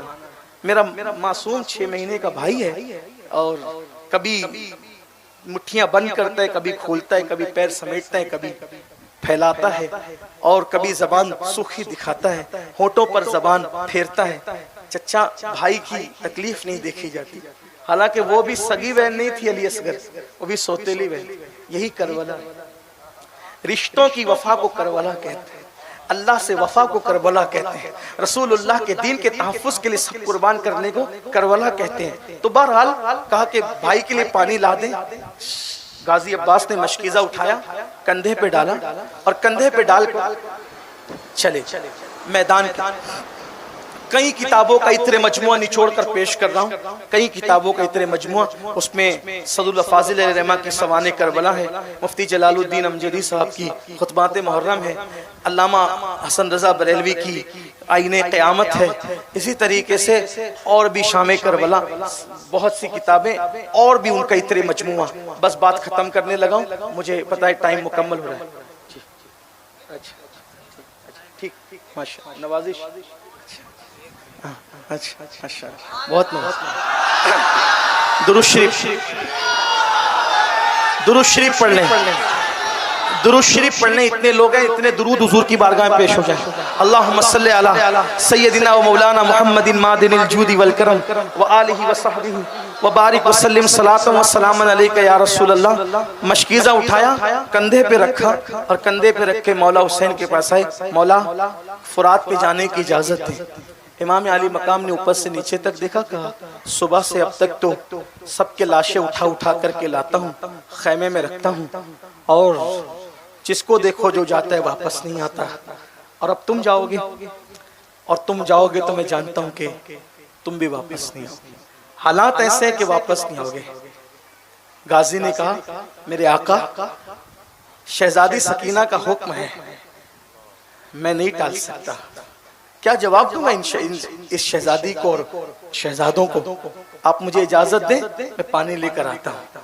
मौला ने देखा, इमाम ने, और आंखों में आंसू आ गए। अका ठीक है, जाओ। काजी पहुंचे, 500 सिपाहियों का पहरा था फुरात पर। फुरात मौजे मार रहा था, कुत्ते सुअर जानवर उसमें लौट भी रहे थे, पानी भी पी रहे थे। दूसरे किनारे पर काफिर को भी पीने की इजाजत थी, जानवरों को, चिड़ियों को, कौवों को, सबको पीने की इजाजत थी। अगर पानी पर पहरा लगा था तो सिर्फ किसके लिए? साकिए कौसर के लालों के। साकिए कौसर, क्या हालात थे। जब दुनिया दिल में बस जाती है तो इंसान कहाँ पहुंचता है ना। गाजी 500 फौज का पहरा है, एक अकेला गाजी जुल्फिकार हैदरी हाथ में लेकर चलाता है, और खैबर की याद ताज़ा हो जाती है। वो पीछे हटते, फुरात में घोड़े के कदम डालते, नीचे उतरते, पानी भरते, पानी भर के कंधे पे डालते, हाथ में लेते, हाथ में लेकर के सोचा मैं भी पी लूं। पीने की कोशिश करते हैं तो ख्याल आता है नबी के नवासे प्यासे हैं, और अब्बास कैसे पी ले। छोड़ दिया, नहीं पिया, घोड़े पे बैठे चले। शिमर ने कहा, प्यासे लड़ रहे थे अब तक, इनको ज़ेर नहीं किया गया। अगर एक कतरा भी पानी अहले बैत के खेमे में पहुंच गया, तुम्हारी औरतें बेवा होगी, तुम्हारे बच्चे यतीम होंगे, वापस जाने का तसव्वुर छोड़ देना, और अगर वापस खैर से जाते हो तो पानी मत जाने दो।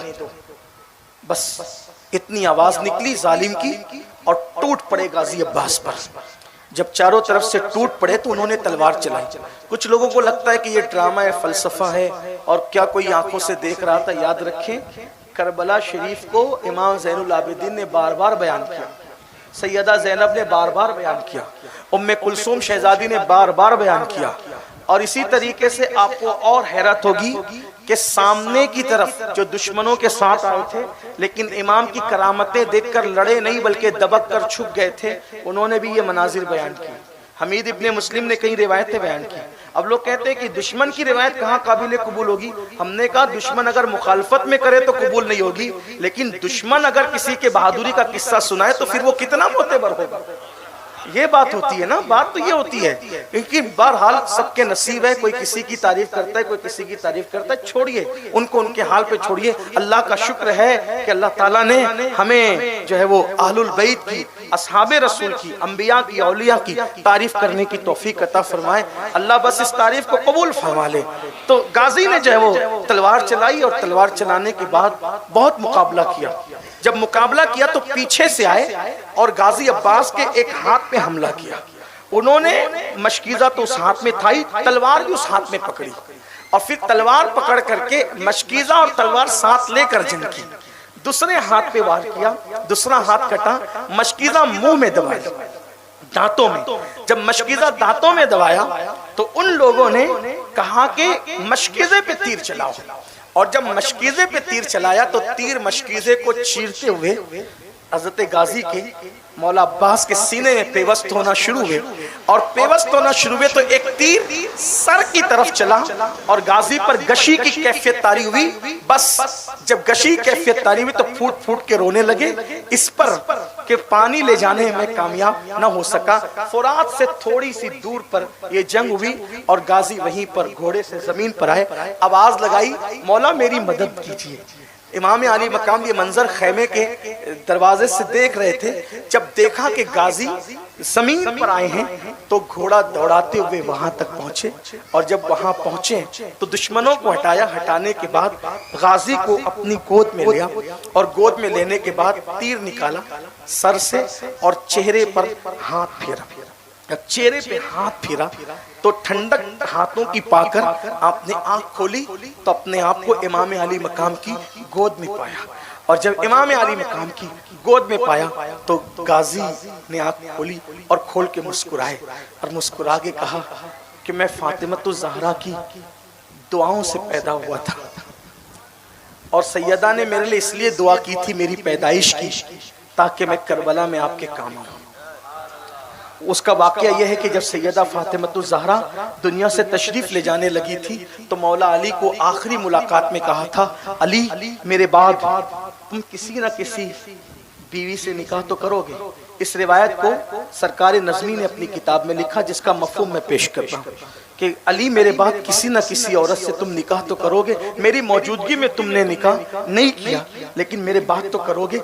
मौला अली को ख्याल आया कि अगर मैं हाँ कर दूं तो ये जाते जाते दिल को तकलीफ न ले जाए, तो चुप रहे। काली कहो ना मेरे बाद निकाह तो करोगे, लेकिन मेरी वसीयत है जब मेरे बाद निकाह करना तो किसी बहादुर औरत से करना निकाह, बहादुर घराने की बहादुर औरत से निकाह करना। मौला अली ने कहा, सैयदा अब तक तो खूबसूरती और नसब और ये सारी चीजें देखकर निकाह होते, ये अजीब सी शर्त नहीं है कि बहादुर औरत और बहादुर घराने की औरत से निकाह करना, इसका क्या मतलब है? तो तब सैयदा ने कहा, मौला अली से मेरे सरताज, जब मेरा हुसैन करबला में होगा मैं भी ना रहूंगी, आप भी ना रहेंगे, हसन भी ना रहेंगे, बहादुर औरत और बहादुर घराने की औरत से निकाह करोगे तो अल्लाह उसको बेटे देगा और उसके बेटे भी बहादुर होंगे, और बहादुर बेटे करबला में मेरे हुसैन की मदद करेंगे, इसलिए बहादुर से निकाह। तो मौला अब्बास ने कहा इमाम अली मकाम से, मौला आपकी अम्मी की दुआ से मैं, सैयदा की दुआ का नतीजा हूं मैं, और उन्होंने इसीलिए हमारे लिए दुआ की थी कि हम आपके काम आए। आप हमसे खुश हैं, राजी है मौला? इमाम ने कहा, रो कर कहा, हम राजी हैं, मेरी कुछ वसीयतें मौला, उसको सुन लें। क्या वसीयत है?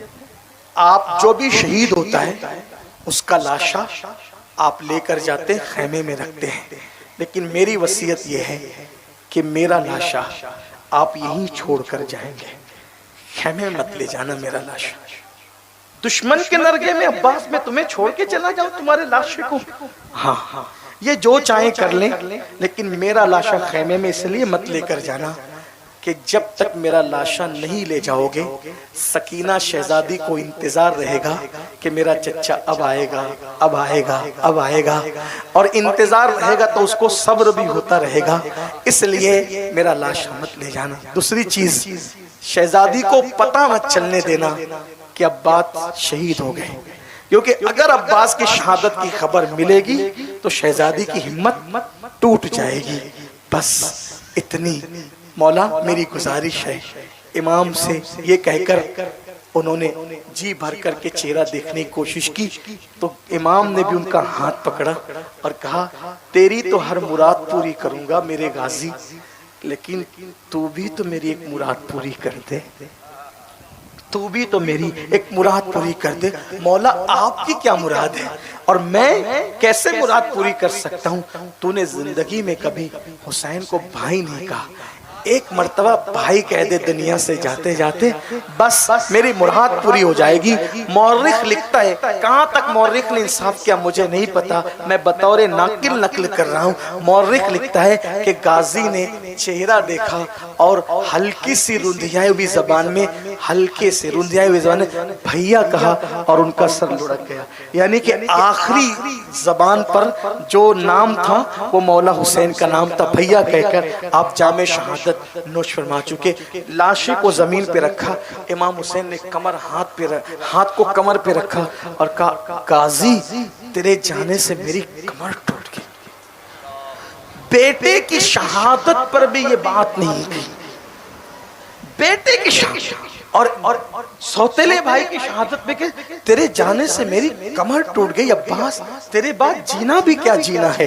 ये थी मोहब्बतें और ये थे। इसीलिए आप देखेंगे कि गाजी अब्बास का जो मज़ार है वो आपको अलग नजर आएगा, बाकी सब मज़ारात एक साथ एक कुब्बे में, बाकी अलग नजर आएगा। जब ये सब शहादतें हो गई, सब शहीद हो गए, इमाम शहीद हो गए, अली अकबर सब शहीद हो गए, तो आपकी शहादत के बाद, इमाम अली मकाम की शहादत के बाद हमारे बुजुर्गों ने लिखा, इमाम हुसैन के जिस्म अतहर से यजीदियों ने कपड़े भी निकाले, सारी जो लाशें खैमे में पड़ी थी उनको उठा करके मैदान में लाए, सबकी गर्दनें अलग अलग की और एक एक लाश पर 10-10 घोड़े मुकर्रर किए और 10-10 घोड़ों से एक एक की लाश रौंदी। हमारे यहाँ काफिरों के साथ भी ये नहीं किया जाता। हमारे उलमा ने कहा, अगर कुत्ता सड़क पे मर करके पड़ा हो और तुम बाइक, कार या ट्रक चला रहे हो तो उस मरे हुए कुत्ते पर उसका चक्का न चलाना, वरना क़यामत के दिन अल्लाह उसके बारे में भी तुमसे सवाल करेगा। अंदाजा फरमाए, पागल कुत्तों का मुसला करने से इस्लाम मना करता है, काफिर के साथ ये सुलूक करने से। क्या वो जालिम थे? एक एक लाश पर 10-10 घोड़े मुकर्रर किए। उस्ताद ज़मान मौलाना हसन बरेलवी, जिनकी किताब पर आला हजरत की तस्दीक है, उन्होंने यहाँ तक लिखा कि बीबियों के जेवर छीने, जिन शहजादियों के घर में इजाजत के बगैर जिब्रील नहीं आते थे, उनके जेवर छीने, जेवर ही नहीं हत्ता के दुपट्टे तक छीने उन शहजादियों के, उनको बगैर दुपट्टे का किया। शहजादी सकीना की कान की बालियां तक छीनी। शहजादी सकीना ने सोचा कि काफिर भी यतीमों पे रहम करते हैं, अगर मैं बताऊंगी कि मैं यतीम हूं तो मुझ पे रहम करेंगे। तो शहजादी सकीना ने कहा, मैं हुसैन की यतीम बेटी हूं। इतना सुनना था कि उन्होंने शहजादी सकीना को तमाचे मारे और शहजादी सकीना को तमाचे मारकर बीबियों के दुपट्टे छीनकर लाशों पे घोड़े दौड़ाकर उन्होंने खैमे को आग लगा दी, खैमे जला दिए। खैमे जलाए तो हमीद बिन मुस्लिम कहता है, वो यजीदियों के लश्कर में था, कहता है एक औरत थी ऊंचे कद की, वो कभी आग पे चल के खैमों में जाती और कभी आग पे चल के खैमे से बाहर आती। तो मैंने पूछा, बीबी क्या तुझे अपनी जान से मोहब्बत नहीं है? तू ये आग पे चल के बार बार अंदर बाहर करती, क्या बात है? तो उस बीबी ने कहा, मेरा नाम जैनब है, मेरे भाई की एक ही निशानी है, बीमार बेहोश पड़ा हुआ है, अगर मैं उसको ना बचाऊंगी तो नस्ल हुसैन खत्म हो जाएगी, इसलिए मैं मेरे भतीजे को बचाना चाहती हूँ। हमीद बिन मुस्लिम कहता है, मैंने देखा कि जलती हुई आग पर अंदर गई और कंधे पर ज़ैनुल आबिदीन को डालकर ला करके बाहर किया। ये सैयदा ज़ैनब का एहसान सैयद कभी भूल नहीं सकते, क्योंकि ज़ैनब एक ज़ैनुल आबिदीन को कंधे पे नहीं उठा रही है। मोहम्मद बाकिर भी हैं, जाफर सादिक भी हैं, मूसा काजिम भी हैं, अली रजा भी हैं, तकी भी हैं, नकी भी हैं, बल्कि इमाम महदी तक जितने हसनी हुसैनी सैयद हैं सब पुश्ते ज़ैनुल आबिदीन में मौजूद है। एक ज़ैनुल आबिदीन की जिंदगी बचाकर ज़ैनब ने क़यामत तक की नस्ल हुसैन की तहफ़्फ़ुज़ का सामान किया है।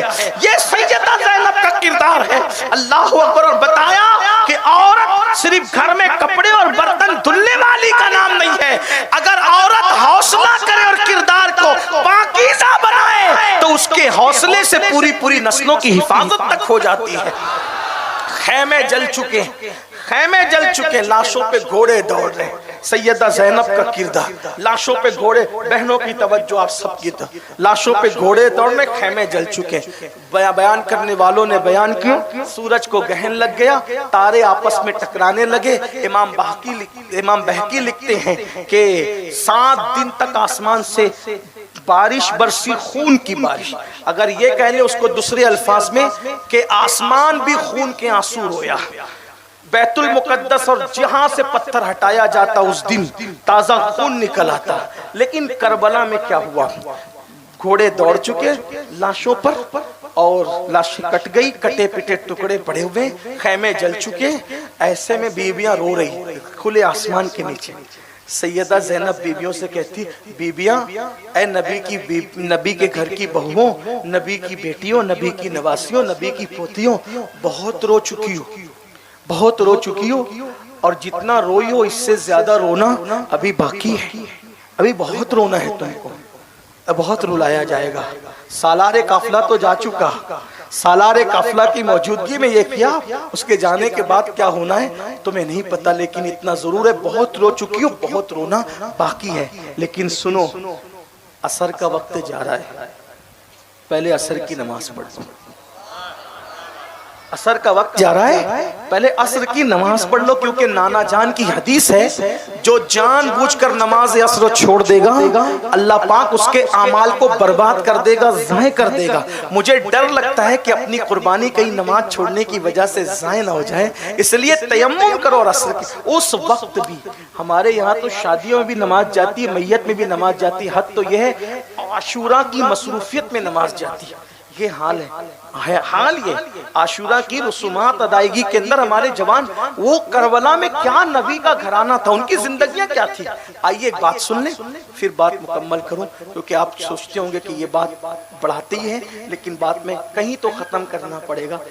मुझे करबला बयान करने में 10 दिन लगता है, और 10 दिन में भी आखिरी में यही कह के उठता हूँ कि जिंदगी खत्म हो जाएगी, करबला खत्म नहीं हो।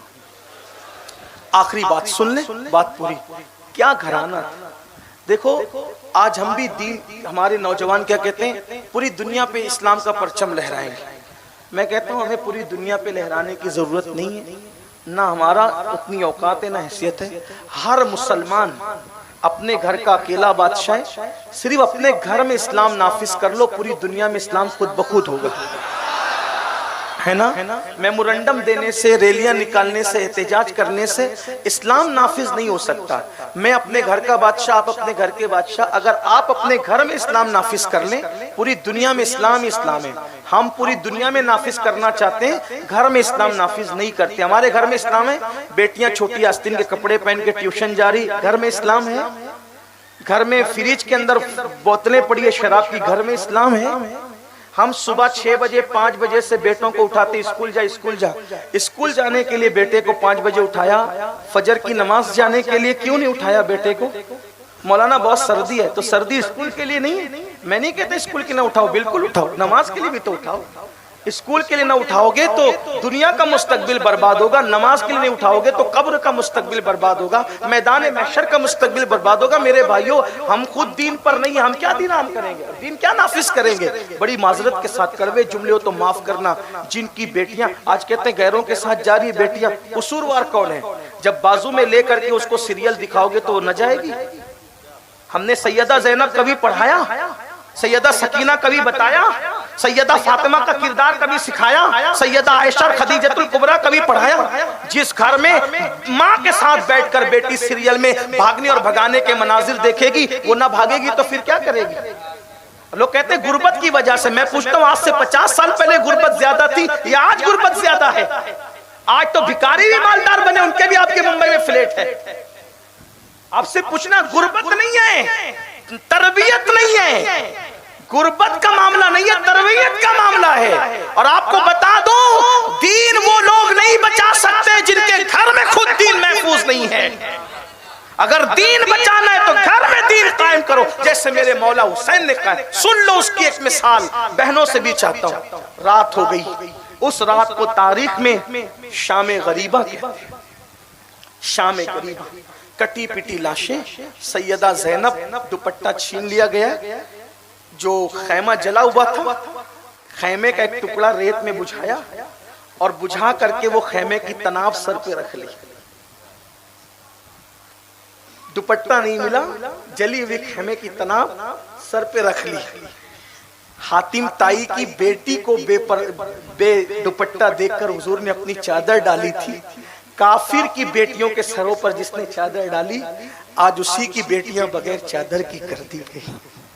सैयदा जैनब ने कुछ ढूंढा कि लाशों को कोई नुकसान ना पहुंचाए, कटी पिटी है लेकिन है तो हमारी। तो एक टूटा हुआ खंजर लिया और टूटा खंजर लेकर लाश पे पहरा देने लगी। पहरा दे रही थी तो देखा अचानक उन लाशों में से किसी के सिसकियों की आवाज आ रही। सिसकियों की आवाज पे चलते हुए पहुंची तो देखा कि एक लाश, कटी हुई लाश है, उससे लिपट कर सैयदा सकीना रो रही, बाबा बाबा कर रही है। उठाया, उठा के कहा, मेरी बेटी, मेरी लाडली शहजादी, तुझे कैसे पता चला इतने अंधेरे में और इस कटी हुई लाश की यही तेरे बाबा की लाश है? तो सकीना ने कहा, शहजादी सकीना ने, फूफी अम्मी, मुझे तो अब बाबा के सीने के बगैर सोने की आदत नहीं है। जब मैंने कहा बाबा तुम कहाँ हो, मैं तुम्हारे सीने पे सोना चाहती हूँ, तो इसी लाश से आवाज आई थी, बेटी मैं यहाँ हूँ। तो मुझे पता चला यही मेरे बाबा की लाश है। सकीना को सीने से लगाया, उम्मे कुलसूम के सुपुर्द किया। शहजादी उम्मे कुलसूम ने सकीना को गोद में लिया। सैयदा सकीना बेहोश हो गई, रोते रोते वही टूटा हुआ खंजर लेके पहरा दे रही है सैयदा जैनब पाक। ऐसे में एक साया करीब आता नजर आता है। शहजादी सैयदा जैनब ने खंजर तान दिया और तान करके फरमाया, खबरदार, अब तो सकीना की बालियां भी छीन चुके, अब तो अली असगर का झूला भी उठा के लेके, तुमने तो चमड़े का बीमार ज़ैनुल आबिदीन का बिस्तर भी नहीं रहने दिया, सब ले गए, चादरें तक छीन ली, अब कुछ नहीं बचा हमारे पास, क्या छीनने आ रहे हो? खबरदार आगे न बढ़ो। लुटी पिटी लाशें और नन्हे से यतीम बच्चे और बेवा औरतों के सिवा मेरे पास और कुछ नहीं है, आगे न बढ़ना वरना मैं तुम्हें कत्ल कर दूंगी, अली की बेटी हूँ। जैसे ही चीख कर कहा, आने वाले साये ने करीब आके कहा, बीबी मैं मर्द नहीं हूँ, मैं औरत हूँ और मैं हुर की बीवी हूँ और मैं ठंडा पानी लाई हूँ, कुछ खाना लाई हूँ और मैंने सोचा कि अब भूखे भूखे 4 दिन होने आए हैं, बच्चे कहीं मर न जाए, इंतकाल न हो जाए, इसलिए मैंने उन जालिमों को पहला फुसलाकर थोड़ा सा ठंडा पानी और खाना कबूल कर लो। ठंडे पानी का नाम सुना, सैयदा जैनब फूट फूट के रोने लगी और हुर की बीवी से कहा, ओ हुर की बीवी, जब मेरा अली अकबर तड़पा था तो तू क्यों नहीं आई थी? जब मेरा कासिम पलट पलट कर आता था क्यों नहीं आई थी? जब मेरा अली असगर ज़बान होठों पर फेरता था क्यों नहीं आई थी? आज तू आई है, ले जा तेरा पानी, हमें ठंडे पानी के नाम से भी नफरत हुई है, हमें पानी कबूल नहीं करना। उसने कहा, शहजादी मैं अहले बैत की मुहिब हूँ, आपके खानदान में आने वाले को खाली नहीं लौटाया जाता, शहजादी ये पानी कबूल कर लो वरना मुझे ताना देंगे। सैयदा ज़ैनब ने हुर की बीवी को साथ लिया और साथ लेकर के कहा चलो। आई, कटोरे में पानी निकाला और पानी निकालकर शहजादी सकीना के चेहरे पे छींटे दिए और छींटे दे करके शहजादी सकीना होश में आई। कहा बेटी ये पानी पी लो।